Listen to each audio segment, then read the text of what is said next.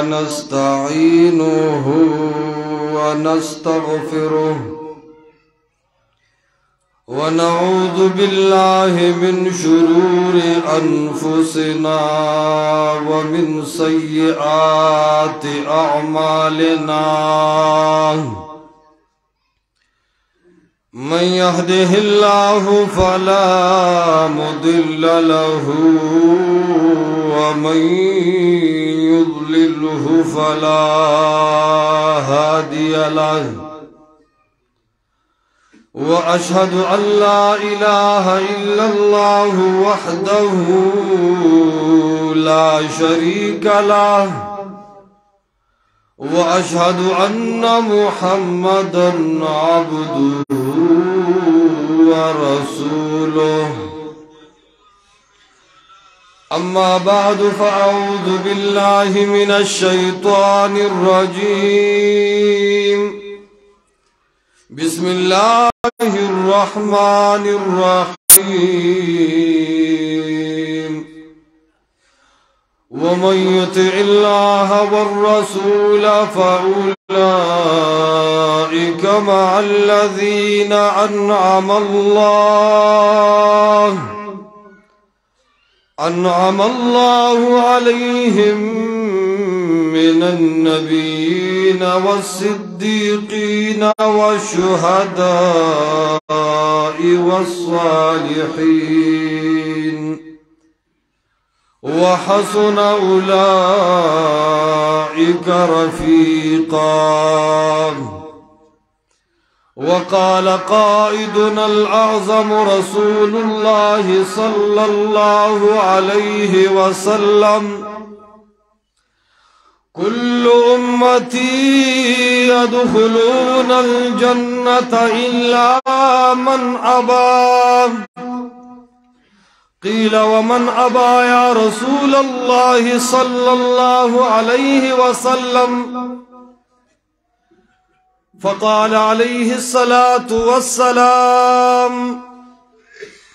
من أطاعني دخل الجنة ومن عصاني فقد أبى أو كما قال رسول الله صلى الله عليه وسلم رزينا قسمة الجبار فينا رزينا قسمة الجبار فينا لنا علم وللجهال مال انتهائی واجب القدر اور واجب الاحترام د بٹخیل د علاقی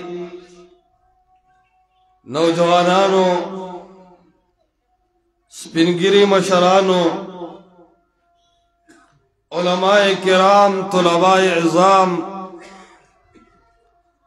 اور کورونو کے آواز اوریدن کو با حیا با پردہ تور سرو خیندو میندو طولنا اول خزد دی زید عوامو د علماء د خپل رور شیخ عبدالحمید صاحب او دارنگ زمونگنا مخ کے زمونگ رور فضیلت الشیخ محمد کریم صاحب منتدیر د مینے اوڑیر د محبت اظہارو کو ز غریب سڑے بتاسو تصدر کم رب العالمین دی در تخپل مین در کی اللہ سبحانہ وتعالی دی منتاسو پا جنت کی یوزے کی او اللہ مو دا قرآن و دا حدیث دا منور عقیدہ دا وجد پا ہر رک کی شامل کا او رب العالمین دی دار روان کشران نسل دا قرآن و دا حدیث بے باک صفاحان جوڑ کی رونو دا سڈیر اگدو خبر و ارادہ نلرم خود سو مختصر و اہم و خبر و ضرور ارادہ لرم دنیا کی یو اصل سیز دے اغیت وی حق دا دمر عظیم دولت دے دا دومره عظیمه کیمیا ده چې د دې تلاش حق د پاره او د دې حق پسې د روانېدو د پاره الله سبحانه وتعالی 1,40,000 انبیاء را لېږلي دي کم و بیش څومره 1,24,000 کم و بیش تاریخي خبره ده ومنهم من لم نقصص عليك پورا پته د الله حبیب تم نو جناب رسول الله صلی الله علیه وسلم دغلتا ابو حیان اندلسی ویلی دی دا دلیل دی په دې خبره چې بيد الله نه پیغمبر علی السلام سره علم غیب نشته الله ورته من لم نقصص عليك د ځنې انبیاء او د پیغام او د اغي د راتلو د اغي د کیفیت او احوالو نه تنه خبر اسه تاسو سوچو کې چې د کمی خبرې د پاره الله په لکونو انبیاء را لیږي او داغي ویني په یو خبره تويږي دا خبره لویه خبره که معمولی خبره لګرو وای دا لویه خبره که معمولی خبره ټول وای دا وړه خبره که غټه خبره غټه خبره ده الله انبیاء را لیږي د حق د اظهار د پاره خلقو ته حق واضح شي زکه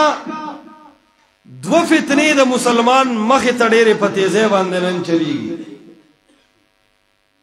یو فتنه د دنیا محبتو دا عظیمه فتنه نن جوړه شوې ده مال جمع کول غواړي مال زیاتول غواړي بینک بیلنس برابرول غواړي اولاد دپاره کاروبار برابرول غواړي دې ته وایي لویه فتنه د مال پیغمبر علیه الصلاة والسلام فرمایلی دي حدیث امام ترمذی رحمت الله علیه ذکر کړی دی په حاشیه د مشکات شیخ البانی صاحب وایي چې د تعدد طرق د وجه نه مرتبه د حسن کې دی فرمایي پیغمبر علیه السلام زه په امت د یو څو خبرو نه یریږم کېدای شي ټول شرک پسې روان نشي لیکن زه په دې امت یریږم چې دا به ټول دنیا پسې روان شي ملک نه به کډې اوچتې دنیا د پاره به مسافر وي سحر او بیګا به په سفر باندې وي صرف دنیا به ګټي صرف پیسې به ګټي صرف دراهم او دنانیر به ګټي د دنیا غم به ورسره د قرآن د پیغام نه به هم نه خبري د محمد مصطفی د پیغام د احادیثو نه به هم نه خبري هغه فتنه موجود ده او کنه ده موجود دا په خپل ځای یو خبره ده چې د الله حبیب نشاندهی کړی ده خود دا حدیث په دې وخت صادق راتلل دا هم د هر منکر حدیث په مخ باندې سپېړه ده چې د الله د پیغمبر احادیث واقعي احادیث خو ځکه دي چې نن هم د هغې اثر په معاشره کې په سترګو لیدلی شي عرض مې دا کو دا عظیمه فتنه ده د دنیا محبت اے مسلمانات د دنیا محبت تانا څومره دین خطا کړی دی اے د دې دنیا محبت والو دا نقصانی مرض دی د کینسر علاج او فریج شته د ټي بي او د هارت اٹیک د مسلو علاج شته اے د ادم بچیا دا ووره د دنیا محبت یو داسې کینسر دی چې د دې علاج ګورې بیا نشته پیغمبر پاک فرمایل د ادم بچی بوډا کیږي خو دوه سيزونه هغه سره نورم زیاتیږي هغه ور سره ځوانان کیږي انسان بوډا کیږي خو دوه سيزونه دوه خصلتونه د سره سکیږي ځوانان کیږي هغه کې علماو بیا یو رائے بلم قائم کړی دا خو هغه ادراج فی الحدیث د مصنف د ابن ابي شیبه کې ذکر کړی دی خو خبردار یو د هغې د دنیا محبت دی او امیدونه د دنیا دي د عمر زیاتوالی دی او دا وګوره نن مسلمان سره ډېر زیات دی نو دا عظیمه فتنه ده عرض مې دا کو د دنیا محبت چې دنیا زیاته کم دنیا وګټم لیکن دا انتهایی خطرناک فتنه ده او د دې فتنې نه ځان بچ کا صرف د دنیا په ګټلو ګیره مه سپینوه، صرف د دنیا په ګټلو ځواني مه لګوه. دا ځواني عظیم نعمت دی. راشه د قرآن پیغام ورکې زده کا، راشه د محمد رسول الله صلی الله علیه وسلم د احادیثو دا تعلیمات ورکې زده کا. نو دا یو فتنه نه ځان به د دې نه خلاصو چې د دنیا نه بچ شو، دین ته راشو. خو خبره زړه کوم بیا د مې ده چې دویمه فتنه زمونږ د بېدینۍ بیا مخې ته ده. د دین په نوم سړی ګمراه شي،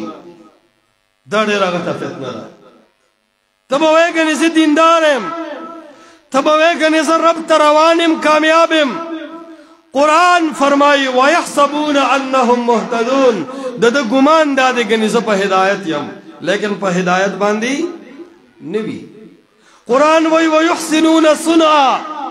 حجونه او زکاتونه به کوې او لګیا به یې. قرآن وایي فلا نقیم لهم یوم القیامت وزنا، د قیامت پر ورځ به هیڅ عمل وزن ونه کي. قرآن وی وقدمنا الى ما عملوا من عمل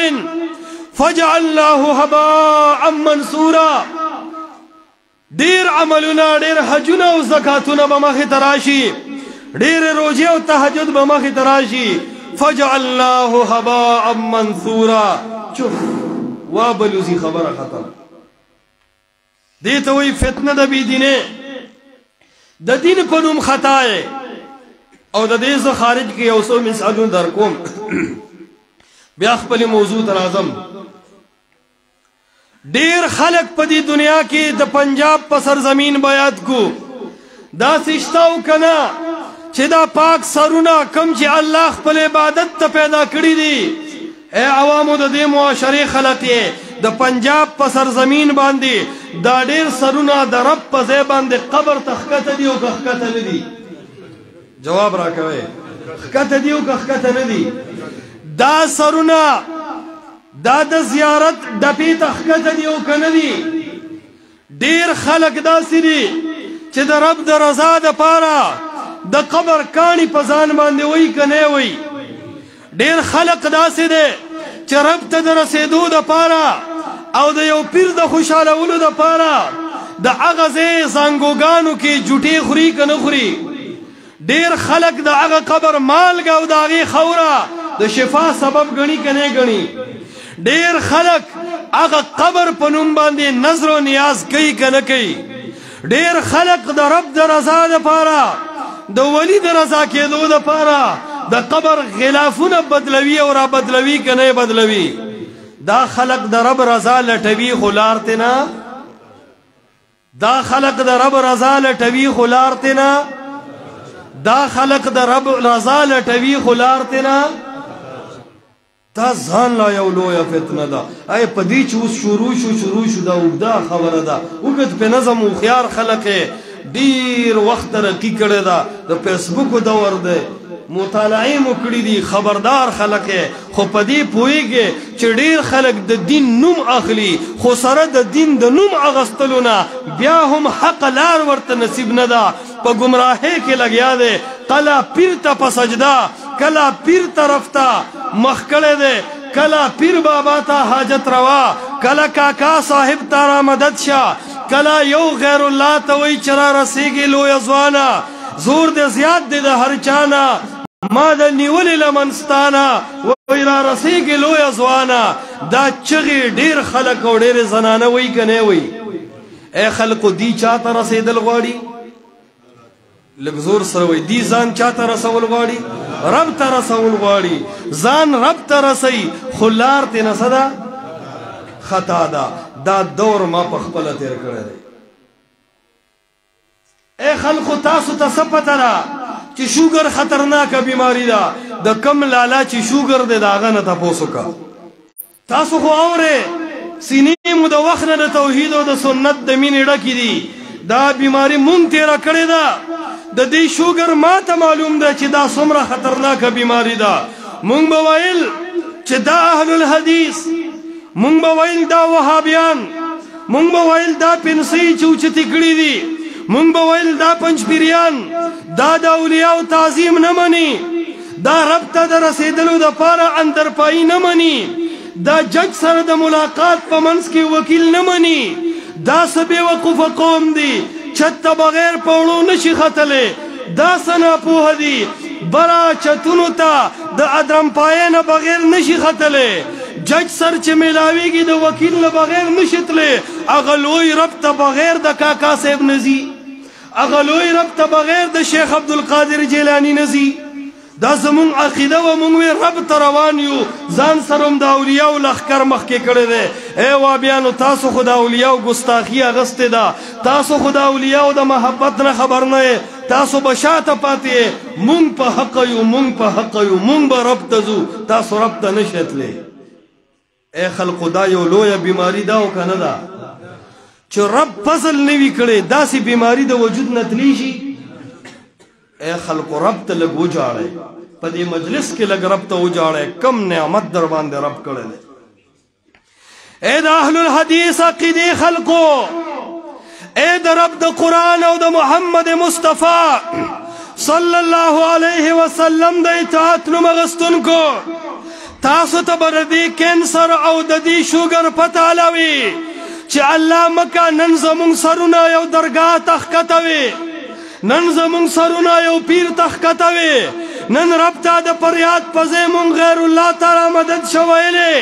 هغه ټایم به تا سره احساس وي چې ما نه خو توحید رک دی ما نه خو د رب اطاعت رک دی ما نه خو د رب لاره رکه ده ای خلکو چا چې دا بیماري تیره کړې نه وي د دې ښایسته صحت قدر هغه سره نه وي دا بیماري مونږ تیره کړې ده کله چې پوه شو چې ای خلقه کوټې ته خو مونږه سیړی ځکه جوړو چې کوټو ته سړی بغیر د سیړی تلی نشي کوټه لرې ده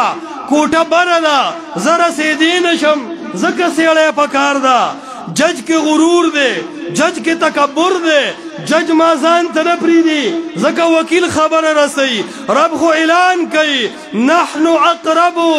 الیه من حبل الورید زه په دې تمامو بندګانو کې هر بنده ته د مرۍ د شارک نم زیات نږدې یمه کم رب چې د مرۍ د رګ نه زیات نږدې شي هغه رب ته د نبي وسیله په دعاګانو کې نه وي هغه رب ته اولیا په وسیله کې نشي پیش کولی هغه رب ته خلق نیکان نه پیش کوي هغه داسې ذات وي چې هغه اعلان کوي واذا سألك عبادي عني فإني قریب چې زما بندگان سوال کوي زما د لرېوالي نږدېوالي باره کې اے محمد مصطفی د قل نه بغیر په تلوار سره ورته ووایه فإني قریب ستاسو رب د تمام دنیا د خلکو نه تاسو ته زیات نږدې دی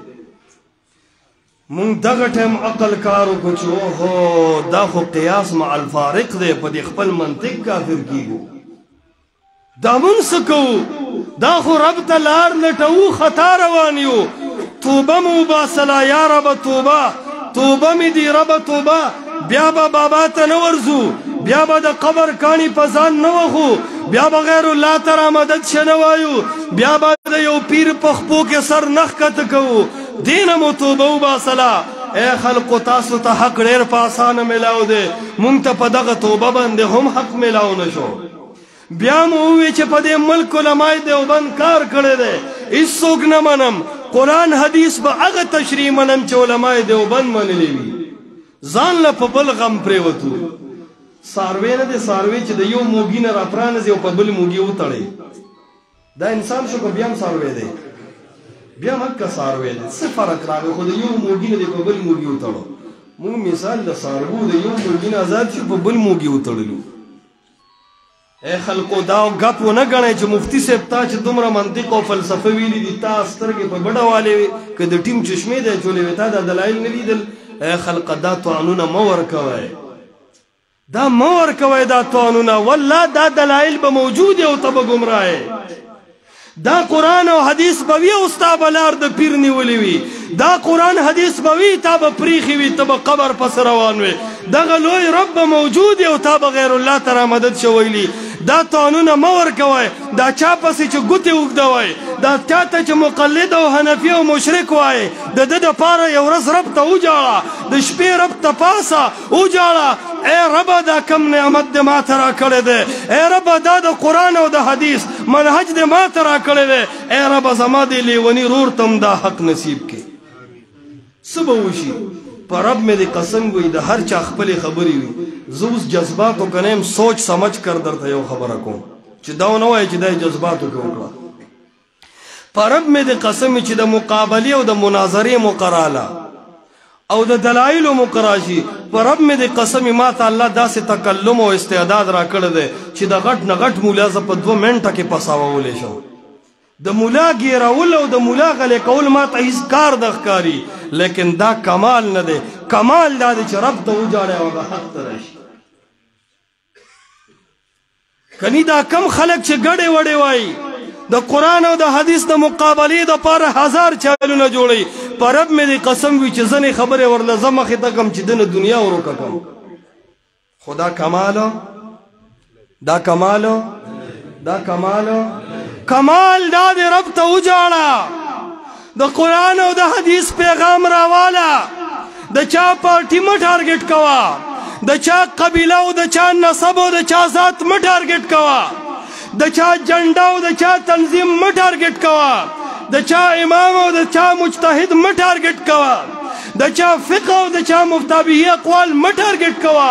راواله د الله قرآن راواله د محمد رسول الله صلی الله علیه وسلم د احادیثو بیان د دې داعی جوړ شه او انقلاب راوله دا د قرآن او د حدیث پیغام د دې بټخیلې د حدودو نه بار وباسه اواز ولګوه د شپې رب ته وجاړه د ورځې محنت شروع کا ای عوامو مال ولګوئ ای زنانو وختونه ولګوئ ای خلکو متوجه شه دا د قرآن او د حدیث پیغام راواخله د یو بل تعاون وکړي او دا د قرآن او حدیث پیغام مخکې وړاندې بوزئ او رب سره خپل تعلق قایم کړي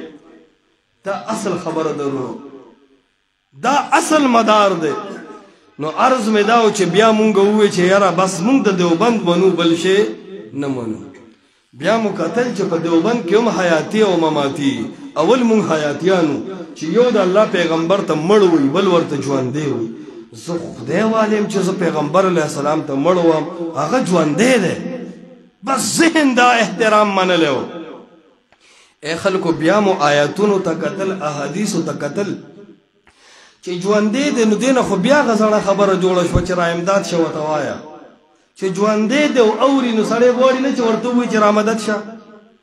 مونږ پوه شو چې دا خو بیا بله ګمراهي شروع کېږي ای خلقو بیا مو هم د حق تلاش کو دې ځای کې دننه یو خودکار میټر لګېدلی دی یو ترمامیټر لګېدلی دی اطمینان نه راتو خوب نه راتو روټۍ کې مزه نه وه گپ شپ کې مزه نه وه مطالعه کې نور نه و صرف مو مضبوط یاد کړل نحوې او منطق او فلسفې مو یادې کړې مزه یې نه کوله دیوبند مو وکتو مزه یې نه کوله د حنفیت دپاره مو جګړې او مناظرې وکړې مزه یې نه کوله تنده نه ماتېده والله چې په دې ټولو لارو باندې تېرېدو دا یو درد و چې کوم ځای کې به دا زړه مطمئنېږي کوم ځای به رب ته رسم کوم ځای به محمد مصطفی ته رسم څه طریقه وکم هر تنظیم مو کتو هره پارټي مو کتله آخر کې مو تمام دنیا احترام واغستو خو وامغستو محمد مصطفی صلی الله علیه وسلم د قرآن او د حدیث پیغام مو قبول کو کله چې م قبول کو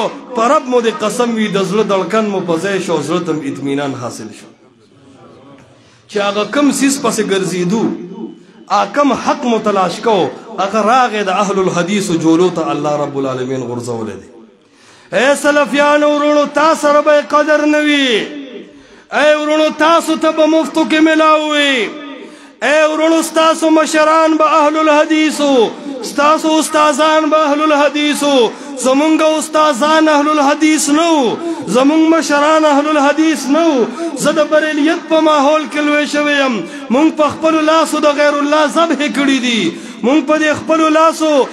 تقسیمونه کړي دي د شربتونو د حسن او د حسین مونږ د څوارلسمې ځوان په نوم باندې منښتې کړي دي مونږ د دې حالاتو نه تیر یو ای خلقه ماته پته ده چې د قرآن او د حدیث منهج څومره دروند دی په رب مې د قسم وي زما بره هغه په رب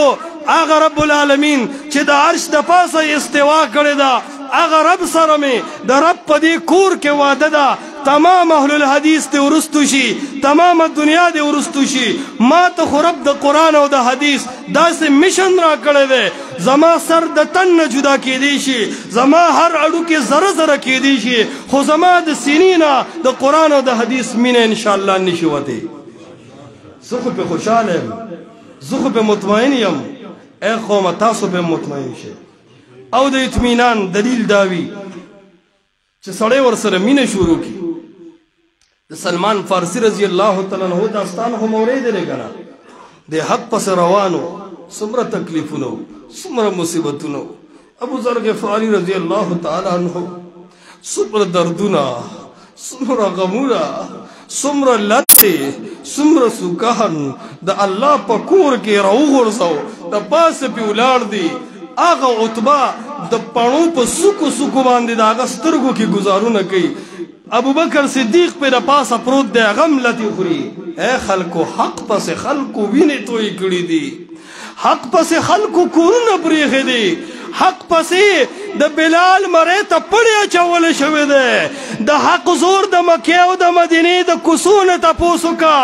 دا حق دا انقلاب دا سیدنا بلال نے تا پوسو کا دا حق دا زور دا ابو ذر غفاری نے تا پوسو کا دا حق دا زور دا شاب ابی طالب دا آغا تور شپون تا پوسو کا دا حق قدر دا آغا سنمنو دا یشاولو دا آغا یشیدل اوبون تا پوسو کا دا حق دا زور دا پارا خباب بن الارض نے تپوسو کا دا حق دا پارا عمار نے تپوسو کا دا حق دا پارا یاسر نے تپوسو کا دا حق دا قبل اولو دا پارا او دا حق دا درد دا پارا دا سیدہ سمیہ رضی اللہ تعالیٰ عنہ نے تپوسو کا بوڑے زنان دا علامہ زہبی سیر اعلام النبلا کی لکی اگوی قلم میں مخ کی نزی اگوی جبہ میں پا ممبر نہ چلے گی زمون مخیتا سیدہ سمیہ رضی اللہ تعالیٰ عنہ دا بوڑے زنان دا دا ابو جہل پا انڈر کی دا قرآن مین اسلط وردن نشوا دا محمد مصطفیٰ محبت اسلط وردن نشو تمام مکہ خلاف ابو جہل تے خلاف خاندان تے خلاف خزا و خاوند و بچی دریوالا دا سکروس کروٹ کو دا پاس پراتی دی پسینے گٹھی پراتی دی اے سمیہ دا محمد مصطفیٰ نرستشا وہی نرست کی گم اے عمار و یاسرہ دا محمد مصطفیٰ نرستشا وہی نرست کی گم منلی میں دے کہ اشہد ان لا الہ الا اللہ و اشہد ان محمدا عبدہ و رسولہ زما گواہی دادا کہ اگر رب سرا لات شریک نہ دے منات شریک نہ دے عزاو حبل شریکان نہ دی میاں کریم شاہ بابا شریک نہ دے تردیری بابا شریک نہ دے پیر بابا شریک نہ دے کاکا صاحب شریک نہ دے دا زما دزل آواز دے وَأَشْهَدُ أَنَّ مُحَمَّدًا عَبْدُهُ وَرَسُولُهُ محمد مصطفیٰ صلی اللہ علیہ وسلم دا اللہ بندہ دے دا اللہ رسول دے دا مزر تسلیم کری دی دا دین رستو کے دل والا نیم آغا سمیہ دا چکل ورطا بار بائی وی رستو شا نرستو کے گم ابو جہل کمیٹی رو اختا وی دا سے زلت سمیہ لورکے دا سے زور سمیہ لورکے چه خزی مو یریگی سڑی مو یریگی سوک دا حق نموا نخلی بوڑے سمیہ کروٹ کو دا پاس پرتنا کانی پی دا پاس پرت دی میٹنگ شوروشو سمیہ لسزا تجویز کی اے ورولو مونگتا دا حق سپتا دا مونگتا خو تیار نوڑے رکھلے شوے دا دا سمیہ نتا پوسو کا سریس کروٹ کی دی دا پاس پی سمیہ دا پاس پی کانی دی زنانہ دا لباس تیستے دے دا زنانو حیات اگورا ابو جہل پہ دا پاس اولار دے کجوری اگستی ری کا کمبلی اگستی ری کا دا دنیا لالچ اگستے رے اے توغنو والاو دا ستوغنے مشورو کری دی وی تا پس باندے وابی شوئے تا پس وجہ باندے دا مسلک قبول کو وی دا تپوس دا سیدہ سمیہ رضی اللہ تعالیٰ عنہ کا سریس کروٹ کی ری دا پاس پی سمیہ دا اتیا کال عمر دے سریس کروٹ کی لی دا پاس پی کانی پراتے دی دا مرگ پہ سلی کی گی اگر بیام ہوئی کہ منم اللہ منم کہ منم محمد رسول اللہ صلی اللہ علیہ وسلم منم فیصله یې دا وکړه چې دوو اوښانو یا اسپو والا راولئ. توجه مو شته که هسې لګیا یم؟ دوو اسپو یا اوښانو والا راولئ. علامه ذهبي سیر اعلام النبلا د علماو کتلی دی تاریخ. هغه وایي زما قلم مخکې نه ځي. دا خو زمونږ زړونه سخت دي بس وایو یې پروا مو نه وي. سړی په ښځه پرته ده په سکروټ کو، وینې د بدن نه بهیږي په سکروټ کو، د پاسه پې کاڼي پراته دي او ابوجهل ولاړ دی او هغه ځای جرګه کېږي د هغې د پانسۍ او د مرګ او د بېعزتۍ. وړه خبره ده، خود وړه ده، زه په منبر وایم هېڅ پروا نشته. تاسو یې اورئ، ښه مزېدار کیسه ده شروع ده. ما او تا ته پته نه لګي دا د سمیه د سرمن نه تپوس وکړه، دا د سمیه د زړه نه تپوس وکړه، دا د سمیه د حیا نه تپوس وکړه، دا د سمیه د خاوند نه تپوس وکړه، دا د سمیه د زوی نه تپوس وکړه چې څومره درد دې په چا تېر شوی دی، دا غم دې په چا تېر شوی دی. ما او تا یې صرف اورو، ما او تا یې صرف کتاب کې ګورو. فیصله کېږي د مرګ. ابو جهل راغی وایي چې دوو اسپو یا اوښانو والا راوغواړئ. راویې غوښتل. سمیه هم دقسې ورته ګوري. رسۍ هم راوړی، رسۍ هم راوړلې. رسۍ چې کله راوړي وتړی د یوې خپې نه سمیه، د بلې خپې نه وتړی.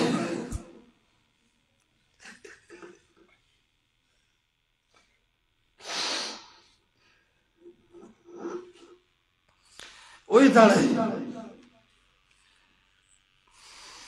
تړله، خاوند دې ولاړ دی. د برداشت خبره ده، برداشت به کوو ما او ته چې د چا د ښځې خپې ته پړی اچولی کېږي. برداشت به کوو، برداشت به کوو، پښتانه یو برداشت به کوو. دین به م پرېږدو، کلی به م پرېږدو، ایمان به م پرېږدو، دې بېعزتۍ ته به تیار دی شو. خپه یې ور مخکې کړه، ښځه ده حیا لري، وتړه. وایي دا بله خپه م را دې خوا کړه، بله خپه م ور دې خوا کړه. ای ابوجهله زړه دې د کتو دی، حیا نه لري، غیرت هم نه لري. ای ابوجهله خپله ښځه او خور مور هم نه لري.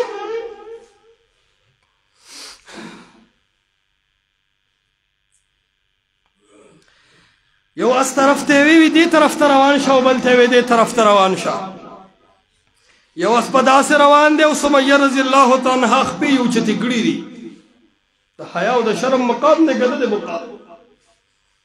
خپې یې نیغې کړي دي. بیا په دې یې معاف نه کړه. طبقات د ابن سعد اوچت کا، څلورم جلد کې حالات د سمیه راواړوه. التوای پدې پرې نه خدا، یو اس په یو روان، بل اس په بل طرف باندې روان، پدې پرې نه خدا. ابو جهل خنجر راوباسو، د سمیه رضی الله تعالی عنها په شرمګاه کې گزار وکړو. اے خلق قوم په تماشه دی، اے خلقو قلم والا په تماشه دی، اے خلقو غریبانان صحابه په تماشه دی. سیده سمیه زنانه ده، د غیرت مظاهره وکړه، د اسلام دپاره په من دوه ټوکړې شوه. دا زمونږ اسلام و، دا زمونږ دین و. مونږ ته غیرت ښودلی و، مونږ ته حیا ښودلی وه. او سمیه په هغه چغو کې ابو جهل ته خطاب کوي، ای ابو جهله زما د بدن نه کپړې خویستې شي، زما د ویښتو نه کمسۍ لرې کولی شي، زما د سر نه لوپټه لرې کولی شي، خو ای تاریخ والا وورې د سمیه د سینې نه ایمان نشي ایستی. اے نارینه ته به څه غیرت کې مړه، اے نوجوانه ستا به څه غیرت وي په دین یار. اے سپینګرو، اے ځوانانو، اے په بازار کې ګرځېدونکې زنانو، اے د ټي وي او د ډرامو د فلمونو عادت نارینهو، نوجوانانو، زنانو، اے د هر قسمه پیشن باندې منورې زنانو، اے هر ډولکي ته ګډېدونکې ځوانه او زنانو، اے پا ہر غم کے اوپارے خادے کے رسم و رواج نا متاثرہ مسلمان نارینا و زنانا اگورا دا خپل سمیہ تاریخ دا سڑو تاریخ دا تن بیانوم پر اب میں دا قسم وی پا شریک بما تا دا آگے زنانا تاریخ تو نرسو عرض میں دا کو حق یو لوئے ملغل روا سمیہ تا نصیب شو زان پا منز دوکو دا حق دا پاراو کنا اے اہل الحدیث عوامو ماو تا تا نصیب دے بیان تم پٹیم نشورات لے ماو تا تا نصیب دے دا حدیث و درس کے ناس تم نشو کولے ماو تا تا نصیب دے دا قرآن درس لٹیم نشتا ماو تا تا نصیب دے چھ کمزے پر رفل یدین پابندی التا رفل یدین قدری نشو کولے مڑتا دا معاشرے پا سنت و عمل نشو کولے اغی سر دا تن جدا کو پروایو نکلا عرض میں دا دے دو عظیم فتنی دی خپل خبر لرازم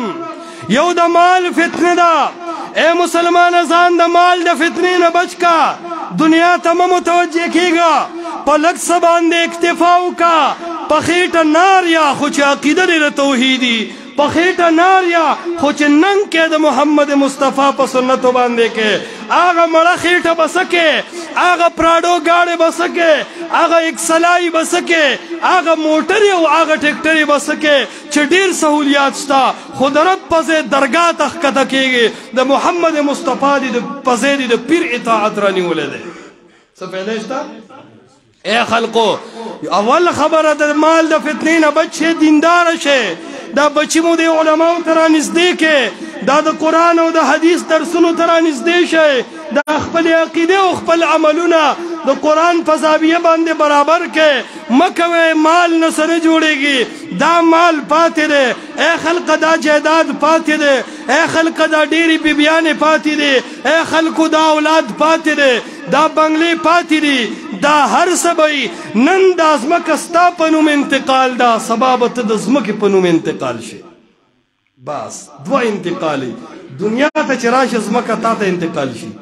او دنیا نے چجمین ازمک تا تا انتقال شے دا دو انقلاب دیستا او غرور دے سمرہ دے اللہ اکبر کبیرہ انا لابن آدم تکبرہ وقد خرج من سبیل البول مرتين اے دا آدم بچی سنگی سری کڑے چو غرور کے اے دا آدم بچی سنگ دے ایک سلائی کی ڈڑا والے دا 50 سلام ناچے تم تکبر کے دو زڑ دا بولو پلا روتے اور آوتے دا آگے نا پس دنیا تر آگلے بیان تکبر کے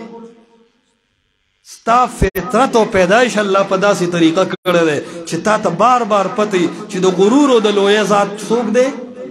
لگرو آئے سوک دے طولو آئے سوک دے دا خود رب صفتو دا تسکے دا زاننا دے رب جوڑ کڑے دے ولی فرعون جوڑے گی عرض میں دا دے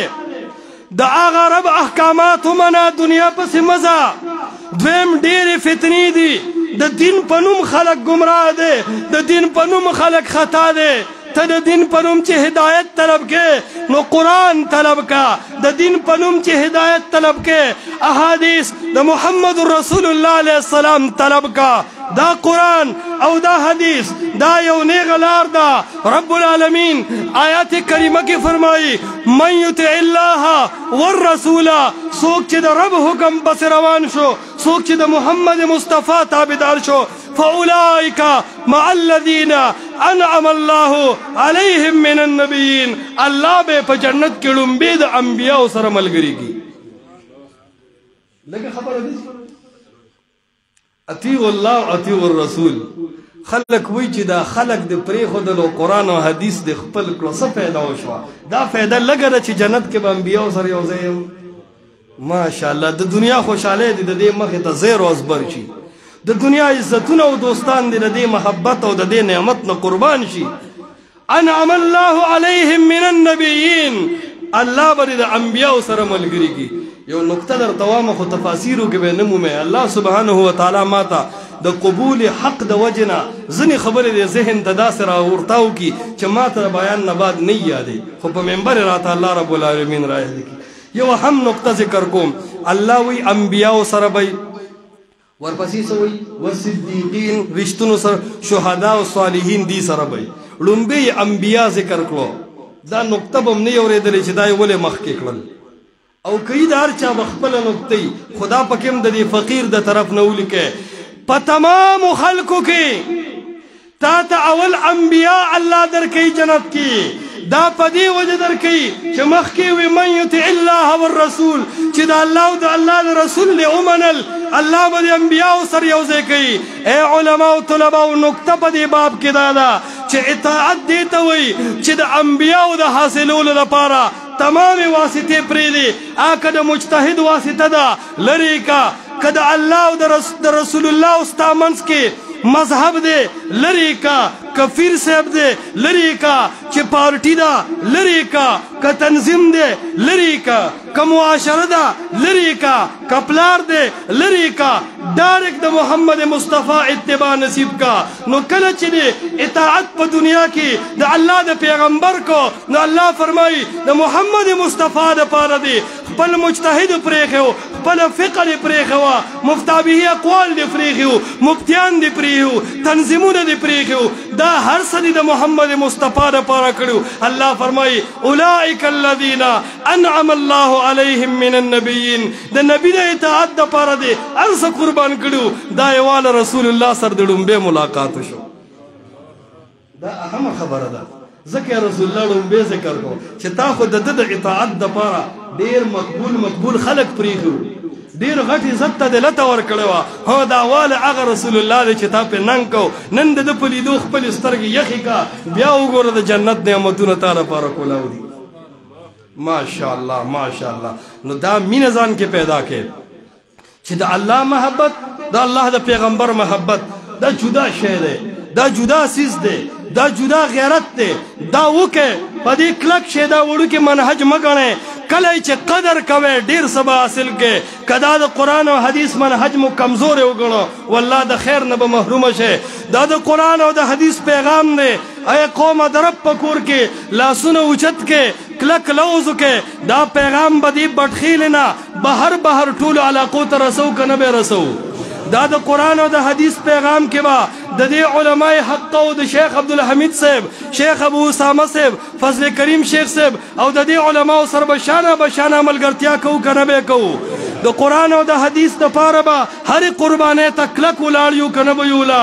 خپل مال او جان به د دې منهج نه قربانو کنه به قربانو. د قرآن او د حدیث سره تعلق لرونکو تمام علماء ته خپل مینه ورکو کنه به ورکو. خپل معاشره او خپل اجره او خپل جماعت او خپل کور او خپل غم او خپل خادي، خپل عقیده او خپل عمل با د قرآن او د حدیث منهج سره برابرو کنه به برابرو. اقول قولی